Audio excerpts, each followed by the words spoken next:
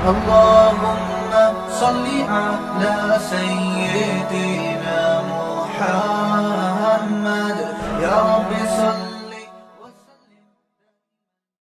بسم اللہ الرحمن الرحیم. سورہ یوسف کا رکوع نمبر 10 اور 13ویں پارے کا رکوع نمبر 4. اس کا لفظی ترجمہ مختصر گرامر کے ساتھ پچھلے ایپیسوڈ میں ہو چکا تھا. آج ہم انشاءاللہ اس کی تفسیر شروع کریں گے. اعوذ باللہ من الشیطان الرجیم. بسم اللہ الرحمن الرحیم. فَلَمَّا اسْتَيْأَسُوا مِنْهُ خَلَصُوا نَجِيًّا.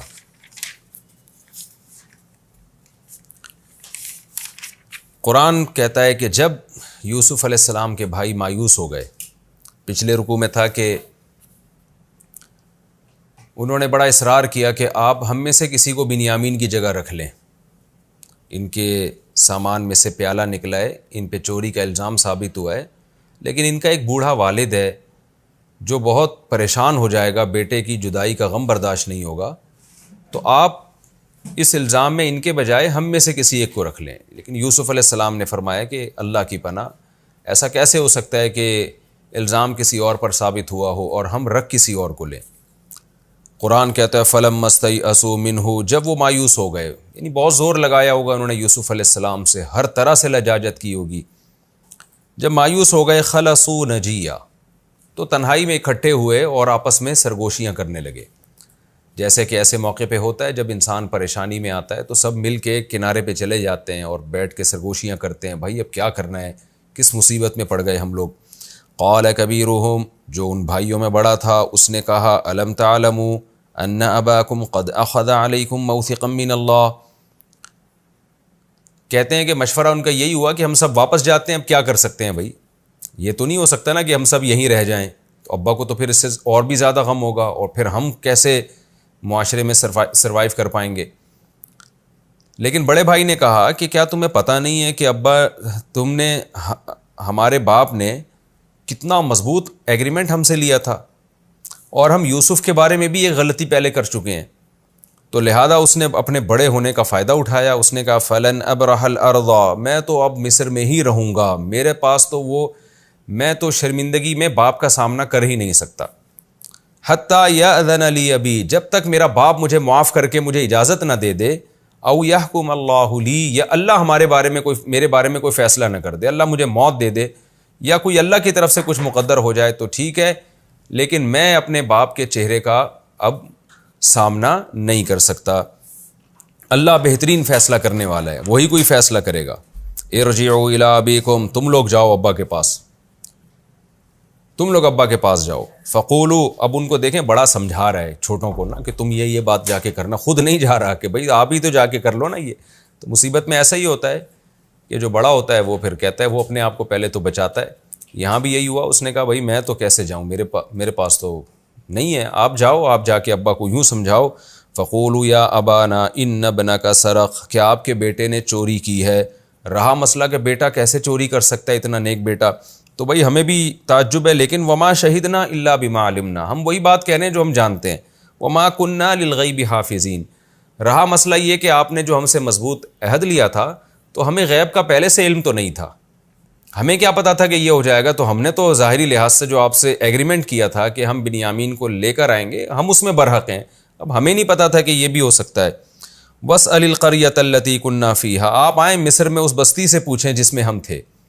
ظاہر ہے یہ تو مشکل تھا، یعقوب علیہ السلام اس بڑھاپے میں کہاں جاتے، لیکن ایسے موقع پہ انسان یہی کہہ سکتا ہے نا کہ بھئی میں تو یہی کہہ سکتا ہوں، آپ خود آ کے اب تفتیش کر سکتے ہیں تو کریں. واسأل القریۃ التی کنا فیہا، آئیں اس بستی میں آ کے پوچھیں جہاں ہم تھے مصر میں، وہ لوگ آپ کو بتائیں گے کہ بنیامین کے جو ہے اس پہ چوری ثابت ہوئی ہے. والعیر التی اقبلنا فیہا، جن قافلوں میں ہم آئے ہیں ان قافلے والوں سے پوچھ لیں. یہ سب باتیں عملاً ممکن نہیں تھی یعقوب علیہ السلام کے لیے، کیونکہ بڑھاپے کی وجہ سے ان کے لیے سفر کرنا اور اس طرح تفتیش کرنا ممکن نہیں تھا. لیکن ایسے موقع پہ انسان اور کیا کہتا ہے، یہی کہتا ہے نا کہ ابا آپ یہ کر سکتے ہیں تو کر لیں، یہ سب ہمارے حق میں گواہی دیں گے، تو آپ آئیں. وَإِنَّا لَصَادِقُونَ، اور بے شک ہم سچ کہہ رہے ہیں، یقین کر لیں ہماری بات کا، ہم جھوٹ نہیں کہہ رہے. قَالَ بَلْ سَوَّلَتْ لَكُمْ أَنفُسُكُمْ أَمْرًا، یعقوب نے فرمایا نا تمہارے دلوں نے تمہارے لیے کوئی بات گھڑ لی ہے. اس کو بھی میں بار بار کہتا ہوں صنعت اندماج، یہاں پورا واقعہ قرآن نے حذف کر دیا. ہونا تو یہ چاہیے تھا نا کہ پھر وہ بیٹے گئے، پھر وہ شہر میں داخل ہوئے، پھر ابا کے سامنے پیش ہوئے، ابا نے پوچھا بنیامین کہاں ہیں، تو انہوں نے پورا واقعہ سنایا. لیکن قرآن نے اس پورے واقعے کو حذف کر دیا، کیونکہ یہ آٹومیٹیکلی انسان کو پتہ ہے کہ ایسا ہی ہوا ہوگا. یوسف علیہ السلام نے فرمایا بل، اور اس میں بلاغت بھی ہے اس طرح سے حذف کر کے آگے بات کرنے میں. جب آپ سورہ یوسف کی تلاوت کرتے ہیں نا تو ایک عجیب انسان پر اثر ہوتا ہے. کیوں؟ اللہ تعالیٰ کا کلام ہے، تو جس انداز سے اللہ نے پیش کیا ہے وہ انداز جتنا اٹریکٹیو ہو سکتا ہے، اس کے علاوہ کوئی اور انداز اتنا اٹریکٹیو نہیں ہو سکتا، اتنا پرکشش نہیں ہو سکتا. قال بل سولت لکم انفسکم امرا، یعقوب علیہ السلام نے فرمایا نا نا نا نا نا، بلکہ تمہارے نفسوں نے تمہارے لیے کچھ معاملہ گڑھ لیا ہے. اب نئی کہانی بنا دی ہے تم لوگوں نے، جیسے پہلے بنائی تھی یوسف کے بارے میں، اب کچھ اور نئی کہانی بنا دی ہے. فصبر جمیل، یعنی فلیا صبر جمیل، اب میرے لیے جیسے پہلے صبر کے علاوہ کوئی آپشن نہیں تھا، اب بھی کوئی آپشن نہیں ہے میرے پاس، کچھ بھی نہیں کر سکتا میں. فصبر جمیل، میں ایسا صبر کروں گا جس میں کوئی شکایت نہیں ہوگی. عسى اللہ ان یأتینی بہم جمیعا، مجھے اللہ سے امید ہے کہ ان سب کو لے آئے گا اللہ، بڑے والے کو بھی لے آئے گا اور یوسف کو بھی اور بنیامین کو بھی. میں بار بار جب یہ آیتیں پڑھتا ہوں میں سوچتا ہوں خدا کی قسم اولاد کتنی بڑی نعمت ہے. یہ کس کمبخت نے پتہ نہیں 2 بچوں میں لگا دیا آج مسلم امہ کو. یعقوب علیہ السلام اپنے سارے بچوں پہ کیسا فخر کر رہے ہیں. جمیعہ کا مطلب سب کو لے آئے گا اللہ تعالیٰ. انسان کو کے لیے نا اللہ نے اولاد سے زیادہ محبوب چیز کوئی نہیں بنائی ہے، اور اسی میں آپ بخل سے کام لے کے کم ہو. سب سے بڑا گفٹ جو اللہ نے انسانوں کے لیے رکھا ہے، انسان چاہ رہا ہے کہ وہ گفٹ مجھے کم ملے. پیغمبر کبھی مال پہ نہیں روئے ہیں، کبھی مال کی ہوس نہیں. اکثر پیغمبر غریب اور مسکین گزرے ہیں. اولاد کا کیسا درد ہے یعقوب علیہ السلام کو، اس سے کیسی امیدیں ہیں اولاد سے. یہ سب چیزیں سوچنے کی ہیں کہ ہم نیچر سے ہٹ رہے ہیں. ہمیں جو کفر ہے نا، جنہوں نے یہ تحریکیں چلائی ہیں 2 بچے ہی اچھے، ظاہر ہے تو غیر مسلموں سے آئی ہیں، انہوں نے ہمیں ہماری نیچر سے ہٹا دیا ہے، ہماری خوشیاں ہم سے چھین لی ہیں. تو کیسی بدبختی کی بات ہے. کبھی کبھار مجھے لگتا ہے جو فیملی پلاننگ کے خلاف اتنا بولتا ہوں، یا تو ساری دنیا پاگل ہو گئی ہے، شاید میں پاگل ہو گیا ہوں. تو یا تو مجھے آ کے کوئی قائل کر لے تو میں یہ باتیں کرنا چھوڑ دوں. اور ایسا معاشرے میں پاگل ہوئے ہیں لوگ، علماء اس سے متاثر ہو گئے ہیں. علماء نسلیں روک رہے ہیں کہ نہیں جی یہ ہو جائے گا تو فلانا ہو جائے گا، ڈمکانا ہو جائے گا. تو عجیب قسم کی کہانی ہے جو ایسا فطرت کے خلاف زہر گھول کے پلا دیا ہے کہ سارے ہی سب کی زبان پر ایک ہی بات ہے کہ نہیں جی زیادہ ہوں گے تو پلیں گے نہیں. مختلف نعرے ہیں، مختلف جو ہے نا وہ نتیجہ سب کا یہی ہے کہ نسل روکو. اور اس کے لیے جو دلائل تراشے جا رہے ہیں وہ ہر آدمی نے مختلف. کوئی کہہ رہا ہے پڑھائی مکمل نہیں ہو سکے گی بچوں کی، ایجوکیشن کا مسئلہ ہوگا، کوئی کہہ رہا ہے تربیت کا مسئلہ ہوگا، کوئی کہہ رہا ہے عورت کی صحت کا مسئلہ ہوگا. نتیجہ سب کا یہی ہے کہ نسل روکو. تو کسی بھی لیبل سے آپ روکتے ہیں نسل، یہ سب نیچر کے بھی خلاف ہے، قرآن و سنت کے بھی خلاف ہے، اور اپنے پاؤں پر آپ خود ہی کلہاڑا مار رہے ہیں. بہرحال یعقوب علیہ السلام نے فرمایا فصبر جمیل عسى اللہ ان یأتینی بہم جمیعا، مجھے امید ہے اللہ ان سب کو واپس لے آئے گا. انہ هو العلیم، وہ جاننے والا ہے، الحکیم، اور حکمت والا ہے. وہ ہم سب کے حالات بھی جانتا ہے. اور حکمت والا کا مطلب یہ کام سارے الٹے سیدھے ہو رہے ہیں لیکن مجھے پتا ہے جو رب ہے وہ حکمت والا ہے. اس میں میری کوئی خیر خواہی ہوگی، میری بہتری ہوگی، اس کا کوئی کام حکمت سے خالی نہیں ہے. یہاں یہ سوال پیدا ہوتا ہے یوسف علیہ السلام کو، یعقوب علیہ السلام کو یہ امید کیسے ہو گئی کہ اللہ سب کو لے آئے گا؟ تو امید کیسے؟ تو اس کا جواب یہ ہے کہ یوسف علیہ السلام نے جو خواب دیکھا تھا نا، اس سے یعقوب علیہ السلام کو ایک امید قائم تھی کہ اللہ میرے بیٹے کو ضائع نہیں کرے گا، کیونکہ اگر اس نے ضائع کرنا ہوتا تو ایسا اچھا خواب کیوں دکھاتا. تو کچھ کام اللہ لے گا لیکن اللہ مجھے آزمائشوں میں ڈال رہا ہے. تو اس لیے کہ یعقوب علیہ السلام کو ایک امید کی ایک کرن بندی ہوئی تھی کہ یہ جو کچھ ہو رہا ہے، غم آ رہے ہیں، جدائی بھی ہو رہی ہے، لیکن کچھ اللہ سے ان کو امید تھی کہ اللہ نے جو سلسلہ باپ دادا سے شروع کیا ہے نبوت کا، وہ میرے خاندان میں یوسف کے ذریعے ہوگا، تو کچھ نہ کچھ اللہ کی طرف سے ہوگا. یہاں بھی آپ دیکھیں جو نیگیٹو سوچ رکھنے والے لوگ ہوتے ہیں نا، وہ ایسے موقع پہ نیگیٹیوٹی کا شکار ہو جاتے ہیں.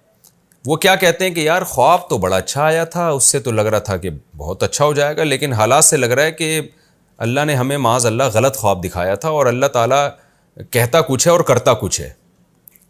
جیسے جب آپ کسی کو خوشخبریاں بتائیں نا کہ تقوی اختیار کرو گے، مال میں برکت ہوگی، قرآن و سنت سے ہی بات ثابت ہے. اب اس کے مال میں برکت نہیں ہو رہی تو وہ کیا کہے گا؟ ابے یار یہ تو بس سیاسی باتیں ہیں، معاذ اللہ تعالیٰ کی، یہ مولویوں کی گڑی ہوئی باتیں ہیں، باپ دادا سے چلی آ رہی ہیں، ہم تو نے جو تقوی اختیار کیا ہم تو برباد ہو گئے. تو نیگیٹو سوچ والا جو بے صبرہ ہوتا ہے وہ ایسی باتیں کرتا ہے. صبر والے لوگ ایسی باتیں کرتے ہیں جیسے یعقوب علیہ السلام کر رہے ہیں کہ اتنا غم، یہ غم جو ہے یہ شو کر رہا ہے کہ آپ نا امید ہو چکے ہیں، لیکن آپ امید کی باتیں کر رہے ہیں. عسى الله ان ياتيني بهم جميعا، مجھے امید ہے اللہ ان سب کو لے آئے گا، کیونکہ وہ جانتا بھی ہے ہمارے حالات کو اور حکمت والا بھی، اس کی حکمت کا تقاضا ہے جو کچھ ہو رہا ہے. لیکن دل کی حالت کیا ہے وہ اگلی آیتوں میں اللہ نے پیش کی ہے. دل کی جو کیفیت تھی وہ اس آیت میں وَتَوَلَّى عَنْهُمْ، اور پیٹھ پھیری یعقوب علیہ السلام نے ان سب سے. وقال، اور کہنے لگے یا اسفا علی یوسف، ہائے افسوس یوسف پر. وَابْيَضَّتْ عَيْنَاهُ مِنَ الْحُزْنِ، اور پھر بہت زیادہ رونے لگے اور آپ کی آنکھیں سفید ہو گئیں، یعنی نابینا ہو گئے رو رو کے. وَهُوَ كَظِيمٌ، اور آپ گھٹ رہے تھے اندر ہی اندر. گھٹ اس لیے رہے تھے کہ جب انسان غم کو صحیح طرح سے اس کا اظہار نہ کرے نا تو اس کو گھٹن محسوس ہوتی ہے. تو شکر گزاری کی وجہ سے، صبر کی وجہ سے اس غم کا پراپر اظہار نہیں کر پا رہے تھے. اب اتنے عرصے کے بعد پہلی دفعہ یہ الفاظ آپ کی زبان سے نکلے کہ ہائے افسوس یوسف پر. اور یہ بھی اللہ کے سامنے شکایت کی آپ نے، مخلوق کے سامنے نہیں کی شکایت. تو قرآن کہہ رہا ہے کہ اتنا روئے کہ آپ کی آنکھوں کی بینائی چلی گئی. فَهُوَ كَظِيمٌ، اور وہ گھٹ رہے تھے. یہ بینائی جانے کی وجہ آنکھوں کی کہ رونا بھی ہو سکتا ہے اور غم بھی ہو سکتا ہے. ظاہر ہے غموں سے انسان کی جو طاقتیں اور قوتیں ہیں وہ کمزور ہوتی ہیں، خاص طور پہ بڑھاپے میں بینائی پر بہت جلدی اثر ہوتا ہے. تو فَهُوَ كَظِيمٌ، آپ گھٹ رہے تھے. گھٹنے کا مطلب صبر کی وجہ سے. جیسے قرآن میں آتا ہے نا غصے کے کڑوے گھونٹ کو نیک لوگ پی جاتے ہیں، تو یہاں بھی آپ غم کے کڑوے گھونٹ کو پی رہے تھے. اب یہاں ایک سوال پیدا ہوتا ہے کہ یعقوب علیہ السلام نے تو فرمایا تھا صبر جمیل، ایسا صبر کروں گا جس میں کسی سے شکایت نہیں ہوگی. تو یہاں تو آپ شکایت کر رہے ہیں، زبان سے بھی کر رہے ہیں یا اسفا علی یوسف. اس اشکال کا جواب آگے یعقوب علیہ السلام خود ہی دیں گے. قالوا تاللہ، تو بیٹوں نے جب اپنے باپ کی یہ کیفیت دیکھی اور یہ دیکھا کہ ابھی تو بھائی بنیامین کے بعد وہ یوسف کو پھر سے یاد کر رہے ہیں دوبارہ، اتنا عرصہ گزر گیا اور یوسف غم دل سے نہیں نکلے. قالوا تاللہ، کہنے لگے اللہ کی قسم، تفتأ تذکر یوسف، آپ تو یوسف کو مسلسل یاد کرتے رہو گے، حتیٰ تکون حرضا، یہاں تک کہ آپ شدید بیمار ہو جاؤ، یعنی جان کی ہلاکت کے قریب پہنچ جاؤ یا ہلاک ہی ہو جاؤ آپ. مطلب یہ کہ انہوں نے ایک اشکال ظاہر کیا کہ اتنا پرانا غم آپ ابھی تک لے کے بیٹھے ہوئے ہیں، تو آپ تو کہیں آپ کی موت واقع نہ ہو جائے. یہاں بھی ایک سوال ہوتا ہے کہ اصل میں تو بنیامین کا غم تھا، تو یوسف علیہ السلام کو ایسے موقع پہ یاد کیوں کیا؟ تو یہ حقیقت ہے کہ جب انسان کو کوئی نیا غم پہنچتا ہے نا تو پرانا غم بھی تازہ ہو جاتا ہے. تو یعقوب علیہ السلام کو جتنی محبت یوسف علیہ السلام سے تھی اتنی بنیامین سے نہیں تھی. ان سے بھی بہت محبت تھی لیکن یوسف سے اور زیادہ تھی. تو جب بنیامین کا غم پہنچا ہے تو یعقوب علیہ السلام کا جو یوسف علیہ السلام کا جو غم ہے نا وہ بھی تازہ ہو گیا. یہ انسان کی نیچر ہے، کیونکہ پیغمبر بھی ایک نیچر پہ فطرت پہ ہی ہوتے ہیں، وہ کوئی الگ سے کوئی مخلوق نہیں ہوتے. تو اس لیے یعقوب علیہ السلام کو یوسف علیہ السلام کا غم، کیونکہ اور ظاہر ہے کہ بنیامین تو ابھی گم ہوئے ہیں نا، ان کے بارے میں تو ملنے کے چانسز بھی نسبتاً زیادہ ہیں کہ ابھی کہیں دائیں بائیں کیا ہوگا انہوں نے. لیکن یوسف علیہ السلام کو تو زمانہ طویل گزر گیا، اسباب کی دنیا میں ان کے ملنے کی تو ویسے بھی امید نہیں ہے، تو اس وجہ سے بھی یوسف علیہ السلام کا غم ان کو زیادہ تھا. تو بیٹوں نے کہا کہ آپ، یعنی بیٹوں نے اشکال ظاہر کیا کہ آپ ابھی تک اتنا کیسے، یعنی کیوں اتنا غم لے کے بیٹھے ہوئے ہیں؟ تو یعقوب علیہ السلام نے فرمایا انما اشکو بثی وحزنی الی اللہ، میں اپنے رنج و غم کو بیان کرتا ہوں اللہ کے سامنے، میں اللہ کے سامنے بیان کر رہا ہوں. تم مجھ پہ اعتراض اس وقت کرو جب میں تمہارے سامنے پیش کر رہا ہوں، تمہارے سامنے تو میں صبر جمیل کہہ رہا ہوں، یہ تو اللہ کے سامنے غم پیش کر رہا ہوں. تو اس میں اس اشکال کا جواب بھی ہو گیا کہ دیکھیں غم میں اللہ سے شکایت کرنا یہ صبر کے منافی نہیں ہے، بلکہ یہ تو عین ایمان کا تقاضا ہے کہ آپ اپنے غموں کو اور آپ اپنی پریشانیوں کو اللہ کے سامنے رکھیں، لیکن طنز کی نیت سے نہیں بلکہ فقیر بن کے. جیسے بھکاری اپنا غم کسی کے مالدار کے سامنے رکھتا ہے نا اپنی پریشانیاں تاکہ اس کو بھیک میں حصہ ملے, تاکہ اس کو وہاں سے بھیک ملے, تو اللہ بھی یہ چاہتے ہیں انتم الفقراء الی اللہ, اے لوگو تم میرے در کے فقیر ہو. تو اپنے غم اللہ کے ساتھ ضرور شیئر کرنے چاہیے, اور تاکہ اللہ کو آپ کے اوپر رحم آئے. اپنی صورت بھی بنانی چاہیے, جیسے آپ بہت قسم پرسی میں ہیں, بھیک بھی مانگنی چاہیے اللہ تعالیٰ سے. تو وہ اللہ سے وہ شکایت جو تنزیہ قسم کی شکایت ہوتی ہے, جس میں اللہ پہ اعتراضات ہوتے ہیں, وہ والی شکایت صبر کے منافی ہے. تو ویسے اگر آپ شکایت کرتے ہیں اللہ تعالیٰ سے, اس شکایت میں اپنی قسم پرسی بیان کرنا ہو, اپنی محتاجی بیان کرنا ہو, تو یہ تو عبادت ہے, یہ تو دعا کا حصہ ہے, یہ تو مطلوب شرعی ہے. تو اس لیے یعقوب علیہ السلام نے فرمایا انما اشکو بثی وحزنی الی اللہ, میں اپنے غم اور حزن کو اللہ کے سامنے بیان کرتا ہوں. وَأَعْلَمُ مِنَ اللَّهِ مَا لَا تَعْلَمُونَ, اور اللہ کے بارے میں وہ کچھ جانتا ہوں جو تم نہیں جانتے. وہ کیا باتیں ہیں وہ یعقوب علیہ السلام ہی جانتے ہوں گے, جو ان کو کچھ وحی ہوتی ہوگی یا کوئی اشارات ملتے ہوں گے کہ بھئی یعقوب اور یہ جو یوسف اور آپ کے بیٹے آپ سے مل جائیں گے, یا ان کو وہ جو خواب تھا وہ بات بھی جانتے تھے کہ میرے بیٹے کو خواب آیا, اس خواب کی وجہ سے مجھے امید ہے کہ کہیں نہ کہیں کچھ اس میں خیر کا پہلو چھپا ہوا ہے.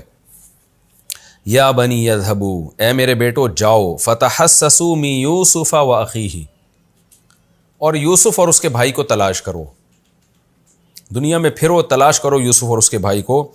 ولا تیأسوا من روح اللہ, اور اللہ کی رحمت سے مایوس مت ہو. اسباب کی دنیا میں تو امید نہیں ہے, لیکن اللہ کی بہت بڑی رحمت ہے, اس کی ہمارے خاندان پہ رحمت ہے. پھر وہ جانتے تھے خواب بھی آیا ہے, اس سے بھی یعقوب علیہ السلام کو امیدیں تھی, لہذا بیٹوں سے کہا کہ جاؤ تلاش کرو. انہ لا ییأس من روح اللہ, بے شک اللہ کی رحمت سے مایوس نہیں ہوتے الا القوم الکافرون, مگر کافر لوگ. یہاں خوب سمجھ لیں کہ اگر اسباب کی دنیا میں آپ کسی چیز سے نا امید ہو جائیں کہ اب یہ ممکن نہیں ہے, تو ایسی نا امیدی کو کفر نہیں کہتے.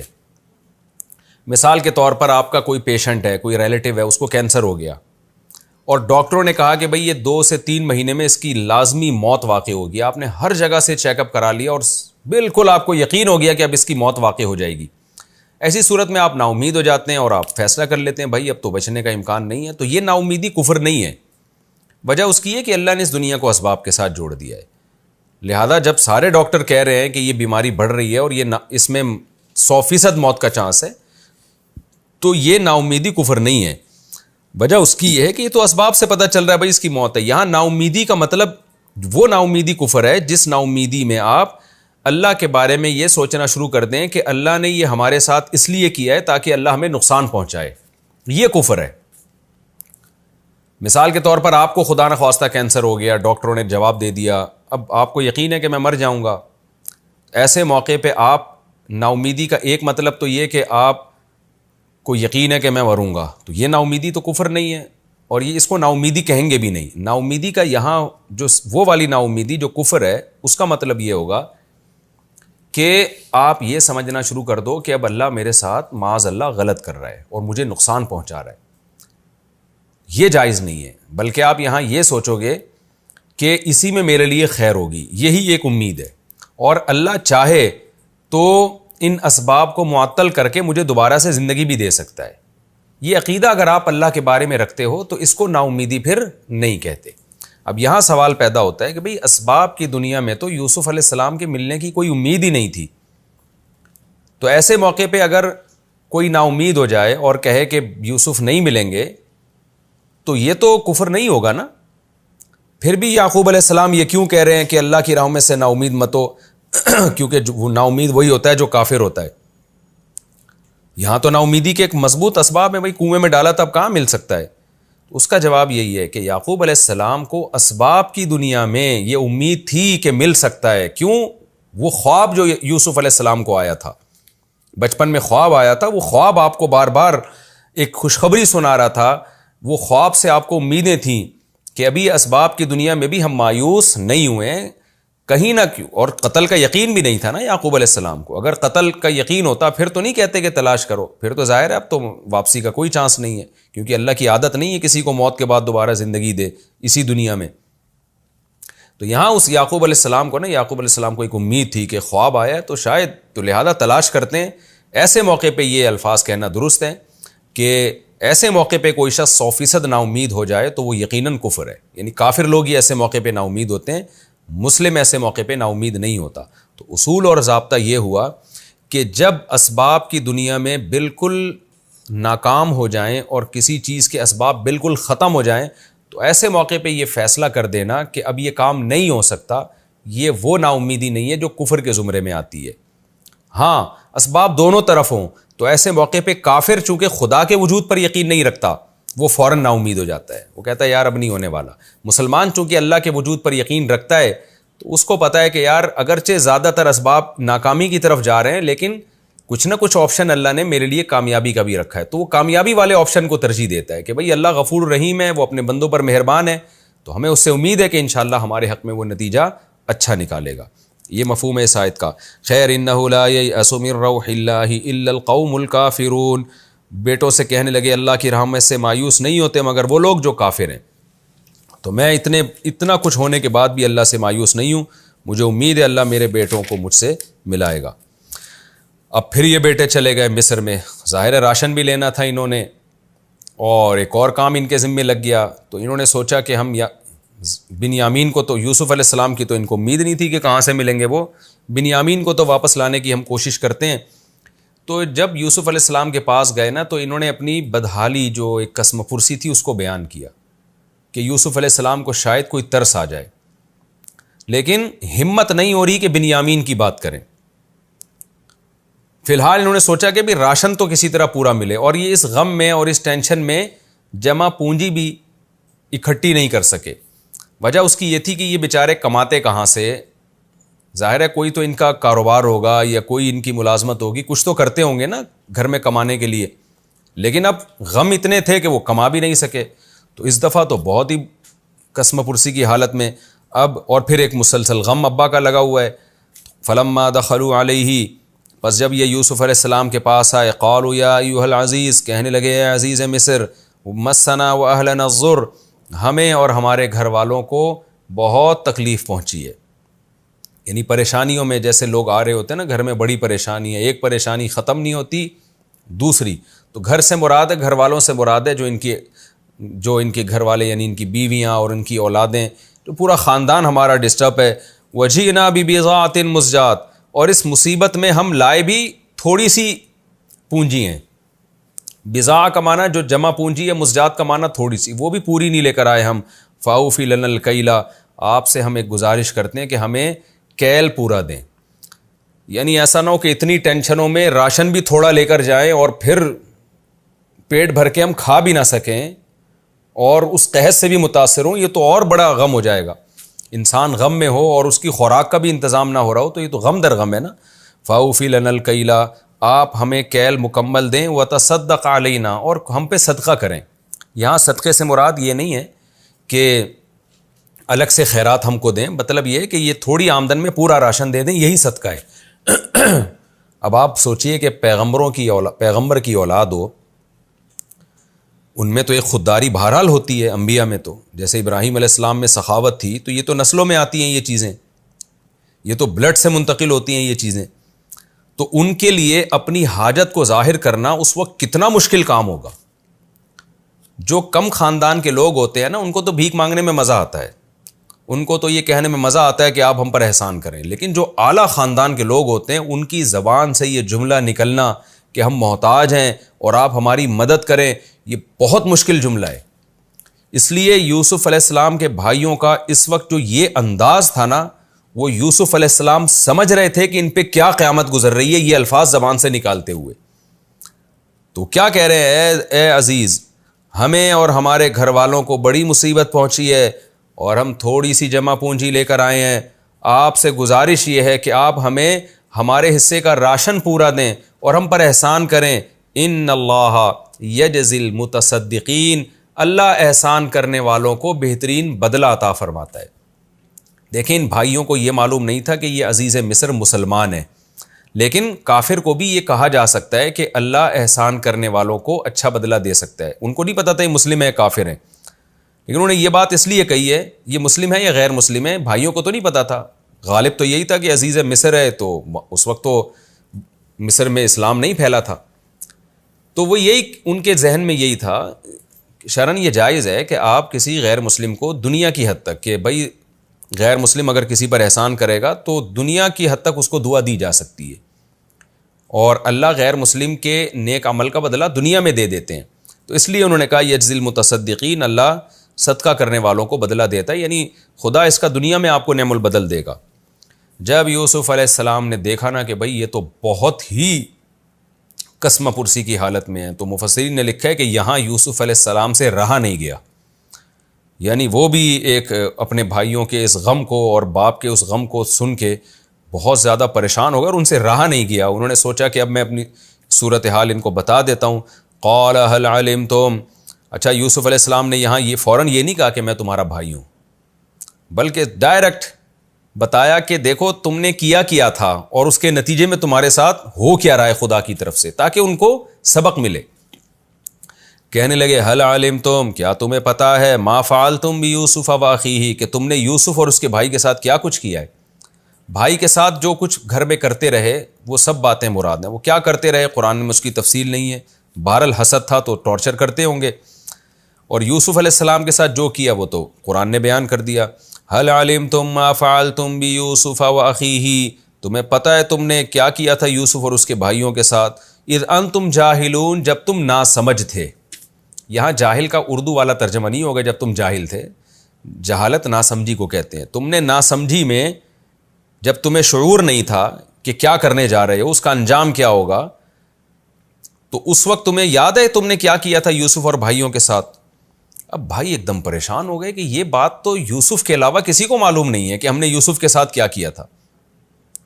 اور ظاہر ہے جب یوسف علیہ السلام کو دیکھتے ہوں گے تو کچھ شباہت بھی تو بھائی کی محسوس ہوتی ہوگی نا، بات چیت سے بھی اور چہرے سے بھی، اور چہرے میں جو رونق تھی اور بے پناہ حسن تھا، تو ان کو کنفیوژن تو پہلے سے ہی تھی کہ یہ تو ہمارا بھائی لگ رہا ہے. لیکن وہ یہ سوچ بھی نہیں سکتے تھے کہ جس بھائی کو ہم نے کنویں میں ڈالا اللہ اس کو مصر میں عزیز بنا دے گا. لیکن جب یہ بات انہوں نے کہی تو ان کو یقین ہو گیا کہ یہ تو واقعی یوسف ہیں جو ہمارے بھائی ہیں. فوراً کہنے لگے قالوا انک لانت یوسف، کیا آپ یوسف ہیں، کیا واقعی آپ یوسف ہیں. حالانکہ یوسف علیہ السلام نے یہ نہیں پوچھا تھا کہ میں یوسف ہوں یا نہیں ہوں، انہوں نے تو پوچھا تھا تم بتاؤ تم نے بھائی کے ساتھ کیا کیا ہے. لیکن فوراً وہ حیران ہو گئے کہ یہ بات تو یوسف ہی جانتے ہیں، لہذا انہوں نے پوچھا کہ کیا آپ یوسف ہیں. قال انا یوسف، یوسف علیہ السلام نے فرمایا ہاں میں یوسف ہوں، وہذا اخی، اور یہ میرا بھائی ہے. یہ اس لیے اضافہ کر دیا تاکہ پتہ چلے یہ میں وہی والا یوسف ہوں جس کو تم نے کنویں میں ڈالا تھا، اس نام کا کوئی دوسرا آدمی نہیں ہوں، وہ یوسف جس کا میں بھائی ہوں. وہذا اخی، اور یہ میرا بھائی ہے. قد من اللہ علینا، تحقیق اللہ نے ہم پر احسان کیا. یہاں بھی آپ دیکھیں تواضع، اللہ نے ہم پر احسان کیا. انہ من یتقی ویصبر، اب موٹیویٹ کرنے کے لیے بھائیوں کو دین پہ لانے کے لیے ایک اصول اور ضابطہ بیان کر رہے ہیں کہ اللہ کا قاعدہ یہ ہے کہ جو تقوی اختیار کرتا ہے اور صبر سے کام لیتا ہے فإن اللہ لا یضیع اجر المحسنین، تو اللہ ایسا اچھا عمل کرنے والے کو کے اجر کو ضائع نہیں کرتے. یہاں مقصد یہ نہیں ہے کہ اپنی بڑائی بیان کرنا کہ ہم نے تقوی اختیار کیا اور ہم نے صبر کیا، یہ مطلب نہیں ہے، بلکہ مطلب کیا ہے کہ قاعدہ بیان کرنا کہ اللہ نے ہمیں تقوی کی توفیق بھی دی اور صبر کی توفیق بھی دی. نتیجہ یہ نکلا کہ اللہ نے ہمیں کیسا نوازا ہے، اور تم نے تقوی اختیار نہیں کیا، صبر بھی نہیں کیا، جس کا نتیجہ تمہارے ساتھ کیا ظاہر ہوا. بھائی فوراً کہنے لگے تاللہ. اب دیکھیں حسد میں ایسا ہوتا ہے کہ جب جس سے آپ کو حسد ہوتا ہے نا، اس کو کسی نعمت میں آپ دیکھتے ہو تو اور جلنا شروع ہو جاتے ہو اور انکار کر دیتے ہو کہ اور زیادہ آپ کو ایک تکلیف ہوتی ہے. لیکن یہاں بھائیوں کے ساتھ جو معاملات ہو چکے تھے نا اللہ کی طرف سے، اس میں ان کی ایسی اصلاح ہو گئی تھی، اتنی ان کو عبرت ہو گئی تھی، کیونکہ تھے بہرحال پیغمبروں کی اولاد، تو ان کو عبرت ہو چکی تھی. اب یہاں ان میں حسد پیدا نہیں ہوا اور انہیں کوئی تنزیہ بات نہیں کی، بلکہ دو ٹوک لفظوں میں، واضح لفظوں میں اقرار کر لیا خدا کی قسم اللہ نے آپ کو ہم پہ فضیلت دی ہے، یہ اللہ کی طرف سے انتظام تھا. کہنے لگے تاللہ. یہ بڑا مشکل ہوتا ہے کہ جس سے آپ کو حسد ہو اور آپ اس کے خلاف ساری زندگی لگے رہو، آپ ببانگ دہل اس کے منہ پہ اعلان کر دو خدا کی قسم تم اچھے ہو ہم برے ہیں. یہ بہت مشکل ہوتا ہے, لیکن اللہ کی طرف سے ایسے حالات ہوئے کہ وہ مجبور ہو گئی یہ کہنے پر, اور کہنے لگے تاللہ اللہ کی قسم لقد آثرک اللہ علینا, اللہ نے آپ کو ہم پر فضیلت دی ہے, ہم یہ ماننے کے لیے تیار ہو گئے. وَإِن كُنَّا لَخَاطِئِينَ, اور بے شک ہم یقیناً گناہ گار تھے, ہم غلطی پر تھے. قَالَ لَا تَثْرِيبَ عَلَيْكُمُ الْيَوْمَ, یوسف علیہ السلام کا حوصلہ دیکھیں, ذرا بھی طنز نہیں کیا ایسے موقع پہ. وہ یہ کہہ سکتے تھے ہاں مان لیا نا, جیسے ہم ہوتے تو ہم کیا کہتے, مان لیا نا تم نے, اب دیکھا نا, تو اور ٹارچر کرتے. یوسف علیہ السلام نے فرمایا, یوسف علیہ السلام کو پتا تھا کہ ان کو شرمندگی بہت ہو گئی ہے, کہ جس سے حسد تھا اسی کے سامنے اللہ کی قسمیں کھا کے سب بیک زبان ہو کے اقرار کر رہے ہیں کہ اللہ نے آپ کو بڑا بنایا ہم پر, آپ عمر میں چھوٹے لیکن اللہ نے آپ کو ہم پر فضیلت دی ہے. لیکن یوسف علیہ السلام نے جب دیکھا ان کی شرمندگی کو, تو یوسف علیہ السلام کو خیال ہوا کہ اب یہ شرمندہ ہو رہے ہیں, اب ان کو خطرہ ہے کہ میں ان کو ٹارچر کروں گا, میں ان کو تانے دوں گا یا میں ان کو سزا دوں گا. فوراً ان کی شرمندگی دور کرنے کے لیے فرمایا لا تثریب علیکم اليوم, تم پر آج کے دن کوئی حرج نہیں ہے, کوئی ملامت نہیں ہے. بالکل ایسے ہو گیا جیسے منسیہ, جیسے میں بھول گیا ہوں یہ غم. یغفر اللہ لکم, رہا یہ کہ تم نے مجھے ستایا وہ تو بالکل معاف, اور ظاہر ہے اللہ کی بھی نافرمانی ہے نا, کسی باپ کو بیٹے میں جدائی کرنا, بھائی کے ساتھ اس طرح معاملہ کرنا, تو اللہ سے بھی میں دعا کرتا ہوں یغفر اللہ لکم, اللہ تمہاری مغفرت کرے. وَهُوَ أَرْحَمُ الرَّاحِمِينَ, اور وہ رحم کرنے والوں میں سب سے زیادہ رحم کرنے والا ہے. کیا مطلب, اس کی یہ صفت ہے کہ جب کوئی توبہ کر لیتا ہے تو وہ اپنے بندوں پر رحم کرتا ہے. یعنی اس میں اشارہ دے دیا کہ جب میں تمہیں معاف کر رہا ہوں, میرے دل میں رحم کا جذبہ ہے, تو اللہ تو ارحم الراحمین ہے, لہذا یہاں بھی تم مایوس مت ہو, کیونکہ جو ارحم ہے, جو زیادہ رحم کرنے والا ہے, وہ کیسے معاف نہیں کرے گا تمہیں. جب میں مخلوق ہو کے معاف کر رہا ہوں تو اب اللہ کا خوف بھی مت رکھنا, اللہ بھی تمہیں معاف کر دے گا. اذهبوا بقمیصی ھذا, میری اس کرتے کو لے کر جاؤ, فالقوه علی وجہ ابی, اور میرے باپ کے چہرے پر ڈال دو, یاتی بصیرا, اس کی نگاہیں لوٹ آئیں گی. یہ معجزہ تھا یوسف علیہ السلام کا کہ کرتے کو آنکھوں پہ ڈالنے سے اللہ نے بینائی واپس لوٹا دی. معجزے کی اور کرامت کی خوب سمجھ لیں کوئی عقلی لاجک نہیں ہوتی. معجزہ وہ ہوتا ہے جو پیغمبر کے ہاتھ پہ ظاہر ہوتا ہے, کرامت وہ ہوتی ہے جو غیر پیغمبر کے ہاتھ پہ. جیسے حضرت مریم, وہ پیغمبر نہیں تھیں مگر بغیر شوہر کے اللہ نے بیٹا دے دیا, اس کی کوئی سائنٹیفک لاجک نہیں ہے. اسی طرح صحابہ, تابعین, تبع تابعین, اور آج بھی بہت سارے بزرگان دین اور تاریخ میں بہت سارے بزرگ ایسے گزرے ہیں, مردوں میں بھی عورتوں میں بھی, جن کے ہاتھ پہ اللہ نے کرامتیں ظاہر کی ہیں. تو کرامت کی نسبت اللہ کی طرف ہوتی ہے, بزرگ کے ارادے کا اس میں دخل نہیں ہوتا, خوب سمجھ لیں. تو اس لیے یہ جو کرامت کا باب ہے نا, اس میں یہ اعتراض کرنا, یہ تہمتیں لگانا کہ یہ شرک ہے, بہت سی کتابیں ہیں نا ان میں کرامتیں لکھی ہوئی ہیں اہل اللہ کی, تو ان کے بارے میں یہ کہنا کہ یہ شرک کو پروموٹ کر رہے ہیں, یہ من گھڑت قصے ہیں. تو من گھڑت قصہ تو وہ ہوتا ہے جس کی کوئی سند صحیح نہیں ہوتی. اگر کسی نے اپنا آنکھوں دیکھا حال بیان کر دیا تو من گھڑت قصہ کیسے ہو گیا, وہ اس کو کرامت سے تعبیر کریں گے. اور شرک اس لیے نہیں ہے کہ اس کی نسبت اللہ کی طرف ہوتی ہے, بھائی اللہ تو کچھ بھی کر سکتا ہے نا, مخلوق نہیں کر سکتی. ہاں یہ ضرور ہے کہ معجزہ جب پیغمبر سے صادر ہوگا تو اس کے معجزے ہونے میں دو رائے نہیں ہوتی. جب کسی بزرگ کے ہاتھ پہ کرامت ظاہر ہوتی ہے تو اس میں بعض دفعہ یہ بھی ہوتا ہے کہ وہ شیطانی کوئی تصرف یا کوئی جادو ہوتا ہے, ہم اس کو کرامت سمجھ رہے ہوتے ہیں. تو اس لیے علماء نے یہ بات لکھی ہے کہ بزرگ کے ہاتھ پہ کرامت ظاہر ہونے کے لیے ضروری ہے کہ جو شخص جس کے ہاتھ پہ کرامت ظاہر ہو رہی ہے وہ سنت کا اتباع کرنے والا ہو, وہ لوگوں کو بدعتوں کی ترغیب نہ دے رہا ہو. کیونکہ کوئی گنہگار ہے, اس کے ہاتھ پہ کوئی ایسی بات ظاہر ہوگی تو اس میں امکان ہے کوئی شیطانی تصرف نہ ہو. تو یہ ایک تفصیل ہے. یاتی بصیرہ, ان کی نگاہیں لوٹ آئیں گی. واتونی باہلکم اجمعین, اور پورے خاندان کو یہاں لے آؤ مصر میں. ولما فصلت اچھا یہ ہمارا رکوع یہاں کمپلیٹ ہو گیا. اب میں انشاءاللہ اس میں جو علمی نکات ہیں وہ مختصراً بیان کر دیتا ہوں. اس کا خلاصے کے طور پر فلما استيئسوا منه خلصوا نجيا, پورا زور لگا دیا تھا انہوں نے یوسف علیہ السلام کے سامنے کہ کسی طرح بنیامین کو لے کے جانا ہے, لیکن نا امید ہو کے آپس میں پھر سرگوشیاں کرنے لگے. اور بڑے نے کہا کہ تم سب جاؤ اور میں یہیں رہوں گا. اس سے یہ بھی پتہ چلتا ہے کہ اس زمانے میں بڑوں کا احترام تھا. آج بڑے بھائی کی کوئی ویلیو ہی نہیں ہے. بڑے نے کہا نا کہ میں ابا کو چہرہ نہیں دکھا سکتا, تم لوگ جاؤ. آج اگر کوئی بڑا ایسی بات کرتا تو چھوٹے کیا کہتے, تو ہمارا باپ ہے, تو جائے گا, میں یہاں رہوں گا. یعنی آج جو سوسائٹی میں چل رہا ہے نا وہ یہ چل رہا ہے کہ بڑے اور چھوٹے کی ویلیو بالکل ختم ہو گئی ہے. تو اس زمانے میں اتنی بات تھی کہ بڑے نے جب کہا کہ میں یہاں رہوں گا, تم واپس جاؤ, تو باقیوں نے اطاعت کی اور چلے گئے واپس. آج ہماری سوسائٹی میں بڑے بھائی کا, بڑی بہن کا کوئی اس طرح کا ادب نہیں ہے. نہ چھوٹا بھائی بڑی بہن کو مانتا ہے, نہ بڑے بھائی کو مانتا ہے, نہ چھوٹی بہن بڑے بھائی کو مانتی ہے, نہ بڑی بہن کو مانتی ہے. تو یہ بھی ہماری سوسائٹی تباہ بربادی کی طرف جا رہی ہے, وہ مغربی کلچر جو ہماری سوسائٹی میں آ رہا ہے. تو بڑے نے کہا, ظاہر ہے چھوٹوں کو بھی تکلیف ہوئی ہوگی کہ تجھے ابا کے سامنے, ان کے چہرہ کے سامنے آتے ہوئے اگر شرمندگی محسوس ہو رہی ہے, تو ہم بھی تو اسی مٹی کے بنے ہیں نا, ہمیں بھی تو شرم آ رہی ہے. تو پھڈا ہو جانا چاہیے تھا کہ ایک کہتا میں نہیں جاؤں گا تو جا, دوسرا کہتا ہے میں نہیں جاؤں گا تو جا. لیکن ایسا کوئی پھڈا نہیں ہوا. بڑا تھا تو مجبور تھے سب اس کی بات ماننے پر کہ بھئی بڑے نے آرڈر کیا ہے تو چھوٹے جائیں گے. اس سے اس قوم کے خاندانی ہونے کا اور جو ایک سوسائٹی میں بڑوں کا احترام تھا اس کا بھی بہرحال ایک پتہ چلتا ہے. دوسری بات یہ کہ یعقوب علیہ السلام نے جب وہ بیٹے آئے اور انہوں نے کہا بنیامین نے چوری کی اور پکڑ لیا اس کو وہیں پر, تو یعقوب علیہ السلام نے سنتے ہی کہہ دیا بل سولت لکم انفسکم امرا, تم نے کوئی بات گھڑ لی ہے. دیکھیں یہاں یعقوب علیہ السلام کا یہ کلام درست نہیں تھا. اس سے یہ بھی پتہ چلتا ہے کہ پیغمبروں سے اجتہادی غلطی ہو سکتی ہے. یہ اجتہادی غلطی تو تھی نا. حضرت یعقوب علیہ السلام یہ سمجھے کہ جیسے یوسف علیہ السلام کے معاملے میں انہوں نے کیا ہے, وہاں تو بالکل یہی جملہ کہا تھا بل سولت لکم انفسکم امرا, یہاں بھی یہی کہا.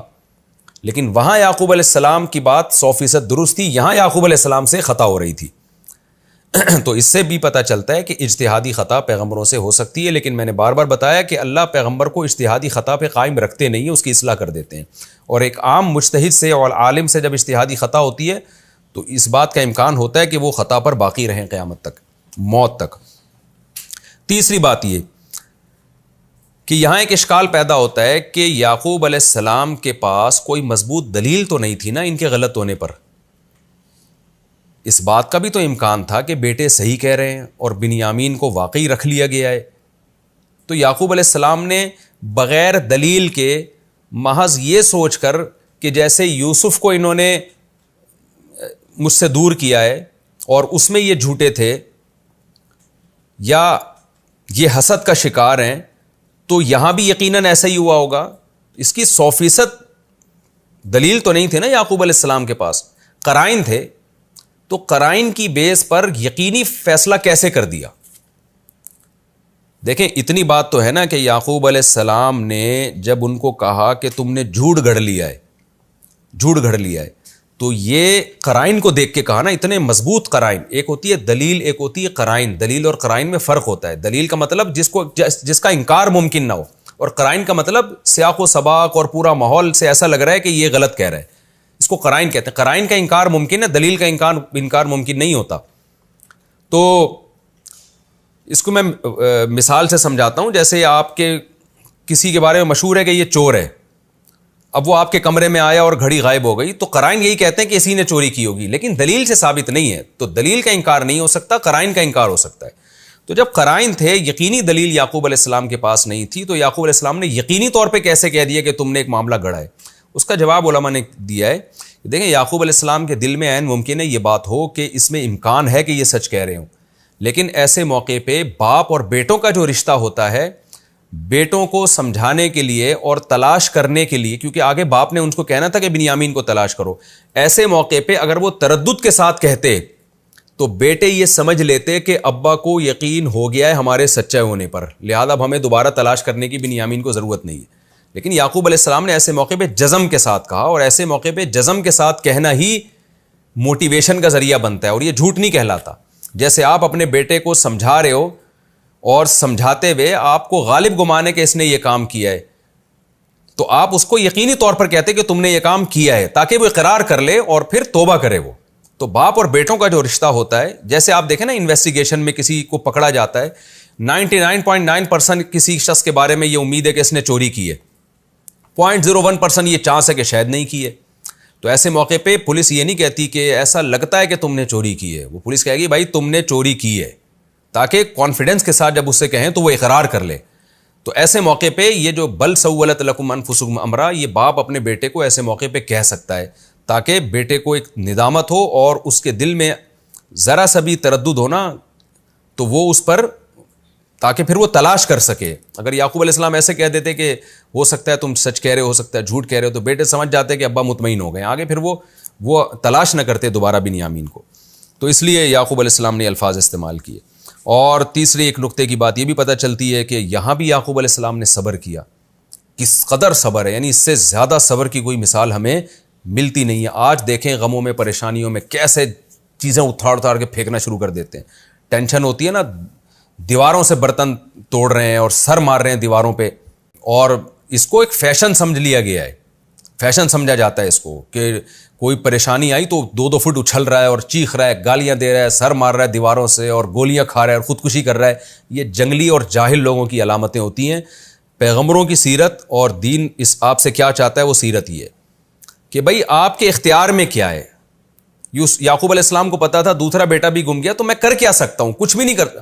ہاں کچھ کر سکتے ہیں تو اس میں کمی نہ کریں. آج کر بہت کچھ سکتے ہیں، وہ کر نہیں رہے ہوتے، چیخنا چلانا بہت زیادہ ہوتا ہے.